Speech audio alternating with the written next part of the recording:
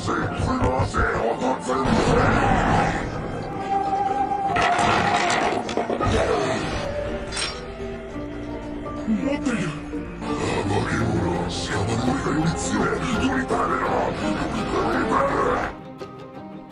दोस्तों, आज मैं आप लोगों के सामने एक बार फिर हाजिर हूँ डीमन स्लेयर के 11वें एपिसोड के साथ।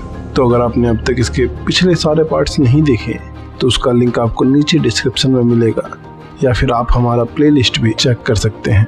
इसके साथ ही अगर आप लोगों को हमारी ये वीडियोस अच्छी लगती हैं तो स्क्रीन पर दिख रहे सब्सक्राइब बटन को दबाना ना भूलें, जिससे आप हमारी आने वाली वीडियोस मिस ना करें।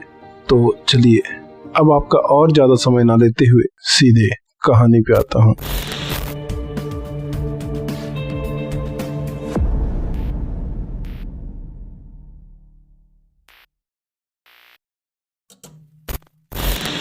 उन दोनों खूंखार डीमंस को मारने के बाद तांजीरो अपने अगले मिशन के लिए निकल रहा होता है, जहाँ रास्ते में उसकी मुलाकात होती है एक अजीब से डीमन स्लेयर से, जो सड़क पर एक लड़की से शादी करने की भीख मांग रहा होता है।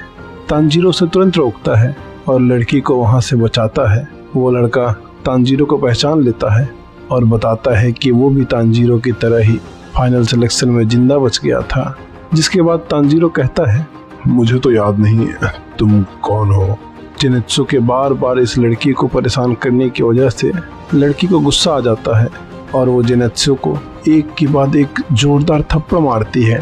जेनित्सु रोते हुए तांजीरो से कहता है, मैं बहुत जल्द मरने वाला हूँ, तुम्हें मेरी शादी तक जिंदा रखना होगा मुझे। तांजीरो उससे पूछता है कि वो इतना डरपोक क्यों है और आखिर उसने डीमन स्लेयर बनने का फैसला क्यों किया। जेनित्सु बताता है कि एक लड़की ने उसे धोखा देकर उसका सारा पैसा ले लिया, जिसके बाद उसने कर्ज में डूबकर जीना छोड़ दिया था। तभी एक बुजुर्ग आदमी, जो असल में उसका गुरु था, उसे कड़ी ट्रेनिंग देता है। इतनी सख्त ट्रेनिंग कि जेनित्सु ने मान लिया था कि अब वो ज़्यादा दिन नहीं बचेगा। वो कहता है, मैं तो फाइनल सिलेक्शन में ही उम्मीद से गया था कि मैं शायद वहीं मर जाऊंगा। तांजीरो ये सब सुनकर हैरान रह जाता है और जेनित्सु के अंदर छिपे साहस को महसूस करने लगता है। मिशन के लिए निकलते समय जेनित्सु को भूख लगती है। तांजीरो उसे एक ओनिगिरी देता है, जिसके बाद जेनित्सु उसे खाने लगता है और फिर तांजीरो से मासूमियत से पूछता है, तुम्हें नहीं लगी भूख? तांजीरो कहता है, मेरे पास अब और नहीं है। जो सुनकर जेनित्सु उसे अपने में से आधा ओनिगिरी दे देता है और बोलता है, ये लो, फिर इसी में दोनों खा लेते हैं। रास्ते में तांजीरो से समझाता है कि उसका डर उसके स्पैरो को परेशान कर रहा है। जेनित्सु हैरान हो जाता है, तो तुम्हें कैसे पता चला? तांजीरो कहता है, तुम्हारी चिड़िया ने खुद मुझे बताया। हर मिशन पर तुम रोते हो, लड़कियों को परेशान करते हो और जोर से खर्राटे लेते हो। जेनित्सु ये सुनकर सदमे में आ जाता है। इसी बीच तांजीरो का कासुगाई कौवा आता है और कहता है, अब तुम्हें मिशन की जगह पर तुरंत जाना होगा। कुछ देर जंगल में चलने के बाद वे एक मेंशन के पास पहुंचते हैं। मेंशन के पास पहुंचते ही तांजीरो को वहां खून और डीमन की गंध महसूस होती है और उन्हें वहीं मेंशन के बाहर दो बच्चे मिलते हैं, जो बताते हैं कि रात को अपने भाई के साथ कहीं जा रहे थे, लेकिन तभी एक डीमन उसे पकड़कर इस मेंशन में ले आया। बच्चे रोते हैं और तांजीरो से मदद मांगते हैं।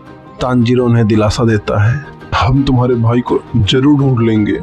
अभी वो उनसे बात कर ही रहा था कि तभी एक ढोलक यानी तासुजुमी जैसी अजीब सी आवाज सुनाई देती है और अचानक एक खून से लथपथ आदमी मेंशन की खिड़की के नीचे गिरता है।